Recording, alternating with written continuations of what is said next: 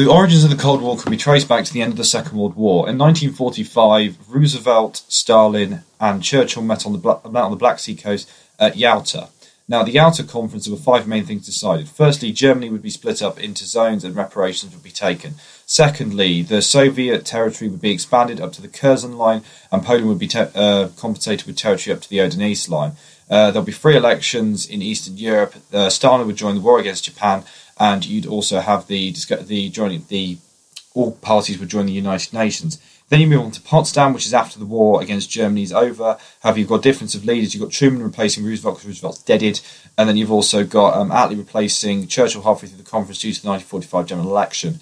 And this conference is a bit different. The main thing is that reparations decided each person will get reparation from their own zones, with the exception of Stalin, who gets 25% from the Western zones, 10% which he doesn't need to trade for anything, 15% of which he does.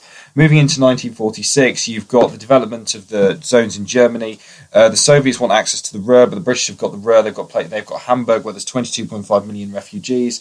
You've basically got an increase in refugees into the Western zones because the Soviets are forcing loads of people out.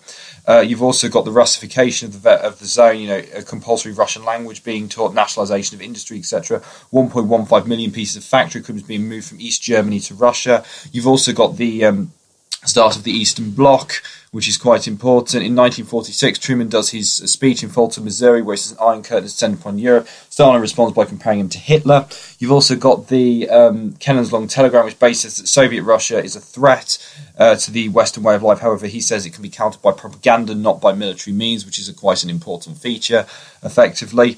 Then you've also got, moving into 1947, you've got the gradual takeover of Western Europe.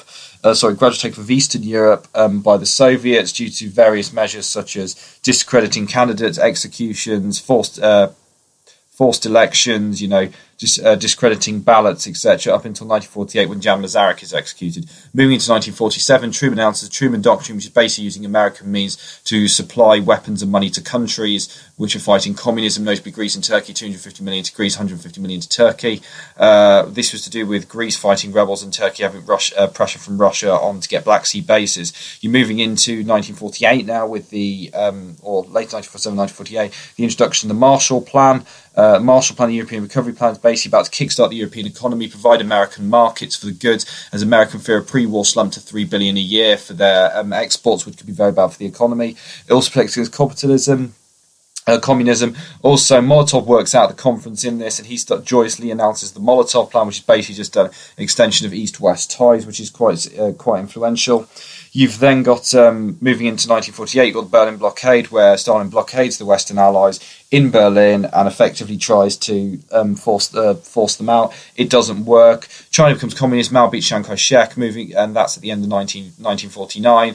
Also, you've got the USSR getting the first atomic bomb. Moving into 1950, you've got NSC 68, which is basically saying America should triple its defense budget. And come the 25th of June 1950, you've got the invasion of South Korea by North Korea, which is a hugely important event. Led to the Korean War, which is done by Truman going to the United Nations. Resolution 83 goes in. You've got the 4 stages of the war from June 1950 to September. Basically, the North Koreans go fully down the Korean Peninsula up to the Pusan perimeter. They've got 90%. Then you're going into September, where MacArthur does his successful counterattack at Incan. They move back up the country all the way to Manchuria. Then now we get to about December 1950. Mao joins in with his 300,000 Chinese volunteer troops. They go down, push the UN down to about Seoul, and then because MacArthur wants to use nuclear weapons, etc., he's replaced by Ridgway. Ridgway stabilises the fighting at 38th parallel. The war continues till about 1953 with the Panmunjom Armistice. Right, now we move on to later things like McCarthy's, and basically Joseph McCarthy says that there's spies in the State Department who are communists. This is shown through various things like the Alga Hiss affair, the Rosenbergs, the Fuchs giving spies as well. It's basically the whole nuclear spy thing and transmitting information to the Soviets. It lasts about 1954, and then McCarthy's discredited and gone for good. Now we move into the 1952. We have the Eisenhower Presidency, which changes. The idea of new look, more bang for your buck. The idea of basically buying nuclear weapons / making loads of nuclear weapons, cutting down the size of conventional armies. Then we get the idea of brinkmanship, which is basically going up to the point of nuclear war and then coming down as a way of using diplomacy. John Foster Dulles, Secretary of State, believes you can use nuclear weapons as diplomacy, which is quite a significant impact, effectively. Moving further forward, you've got 1954, the end of the French Indochina Wars. The French Indochina Wars end with the siege of Dien Bien Phu, where the French decidedly defeated, leads to the Geneva Conference. Vietnam is split into two parts. Reunification elections in 1956. Moving to 1955, we've got the Geneva Summit between the Allies. Eisenhower proposes the Open Skies proposal, etc. Moving into 1956, after the death of Stalin, Khrushchev takes over. Khrushchev does his de-Stalinization speech, leads to riots in Poznan in Poland. Following the riots in Poznan, you've then got the problems in Hungary under Imre Nagy. Nagy comes in, does the whole liberalising economies, curbing the power secret police, and eventually gets overthrown when he says Hungary's going to withdraw from the Warsaw Pact. 1957, you've got the increase in nuclear weapons by both sides. The Gaither report's published. Eisenhower ignores the Gaither report because it says there's a nuclear missile difference. He's also doing U-2 spy-plane reconnaissance flights. Soviet Union launched Sputnik into space, huge propaganda success, etc. Moving into 1958, you've got the problems of West Berlin. Khrushchev tries to get the Western Allies to be forced out of West Berlin by saying if they don't, then he'll hand over the rights to the GDR. They have to negotiate with the GDR, which breaks the Hallerstein Doctrine set down by West Germany. It doesn't work effectively. 1959, you've got the introduction of Castro. Castro comes in, he's able to defeat Batista in Cuba. Castro then starts nationalizing various industries because the Americans American companies refuse to refine Soviet-made crude oil. Because he's able to get 100 million of credits from Mikoyan in the USSR. America can import by 95%. This makes Cuba more economically dependent on the USSR. This eventually leads to the Cuban Missile Crisis, where the Soviets basically place missiles on Cuba to create the growing imbalance, which eventually ends with the removal of the missiles from Turkey as well. Meanwhile, in Vietnam, re-elections haven't taken place. Diem becomes cruel, nepotistic. He gives various members of his family jobs, definition of nepotism technically, and he's also pro-Catholic. Following Buddhist monks being burnt, criticism against the regime gets further from the NLF in 1960, which is basically the North Vietnamese saying, oh, look, we're going to go and take back our lands, take back our country and reunify it. He gets more aid. You've got the Taylor-Rostow mission in 1961. Basically, the Americans realise the Americans are split into two camps under the Kennedy administration. Those who believe you should give more aid to DM and those who believe you should give less aid to DM. Now, this eventually leads to further American advisors going in. By the end of 1963, you've got about 23,000 advisors in Vietnam. Following Kennedy's assassination, Johnson takes over. Johnson believes he can't get out of Vietnam, but he doesn't want to send a load of American troops because he's got his whole Great Society thing. Following the Gulf of Tonkin resolution, which is effective when the USS Maddox and Turner Joy are fired upon by North Vietnamese patrol boats, you end up with the Vietnam War. Because under the Gulf of Tonkin resolution, Johnson can do whatever he wants in order to do it. So following about 1965, you have about 180,000 troops in Vietnam at that point. 1966 goes up to about 300,000. 1967, you've got about 400,000. And by the end of 1968, you've got about 500,000 troops in Vietnam. Now, the war doesn't go great initially because although the Americans have got the bomber power, etc., following things like the Battle of Le Drang, which is effectively the US versus the North Vietnamese hold the position, but the US realised superior firepower can be used against the North Vietnamese. So in some ways, it is actually quite effective. But the US sits with the whole search and destroy missions. They use their chemicals, they use Agent Orange, they use their bombing raids, etc. The North Vietnamese have their guerrilla warfare effects, which is very successful. All of this eventually culminates in the Tet Offensive in early 1968, which takes the Americans by surprise. The sacred city of Hue is destroyed. Key San air base is under siege. They fail to get the key locations like the radio station and the naval bases, and it's a political victory for the Vietnamese as the Americans realise the war can't be on. Then following this, you've got the Nixon presidency. Nixon comes up with the whole idea of Vietnamization. Vietnamization is basically replacing the US forces with Vietnamese troops. He also sanctions the invasion of Cambodia in 1970. This leads widespread protests, which culminates in the Kent State protest. Then following that, you've got the pressures because him and Kissinger try and get the North Vietnamese on the to try and agree to a ceasefire. Then you've got Linebacker in 1972 and Linebacker 2. These are aimed mainly at bombing, just continually bombing North Vietnamese at the negotiation table. After a few years of negotiations, you've got the Paris Peace Conferences in 1973, and then following this, you basically end up with the fall of South Vietnam in 1975. However, moving back a bit to the early 1960s again, following the success of the Cuban Missile Crisis, you've got the Moscow Test Ban Treaty, and you've got the hotline that is set up between the two powers. Further forward you end up in the late 1960s, late 1960s, 1960s lead to the Prague Spring in Czechoslovakia, which is basically where Dubček comes in, announces a whole load of reforms. The Soviet go no, and then they invade again. Moving into the late 90s, you've also in 1967 got the Outer Space Treaty, the Nuclear Non-Proliferation Treaty about sending things to different places. You've also got the Sino-Soviet split after things like the Malinvosky incident, etc. The Soviets and Chinese don't get on.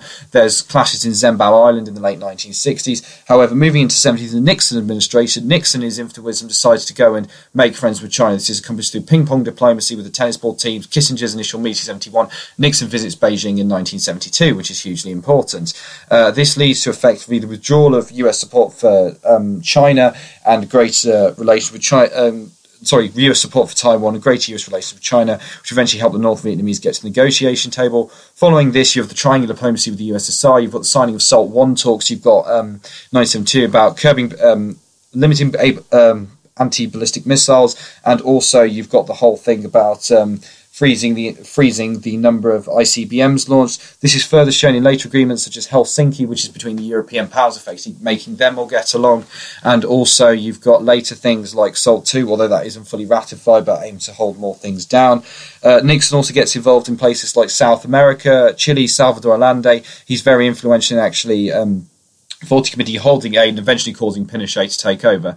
Later in the 70s, you've got the main process of detente. The Soviets need extra technology and they need to regrow they need to develop their society, whereas the USA don't need that, but the USA need to recover prestige. In Africa, you've got the Soviets supporting the MPLA, the United States supporting the FNLA, and therefore there's a mixed mash in Angola, which forces the US to use South America to invade. It doesn't work, it kind of backfires, and eventually the Angolans become greater friends of the Cubans and the Soviet Union. Later intervention includes Ethiopia and Somalia. This is important because the Ethiopian wars are centered around the Ogaden region. The Soviets switched from Somalia to Ethiopia, which means the US supports Somalia.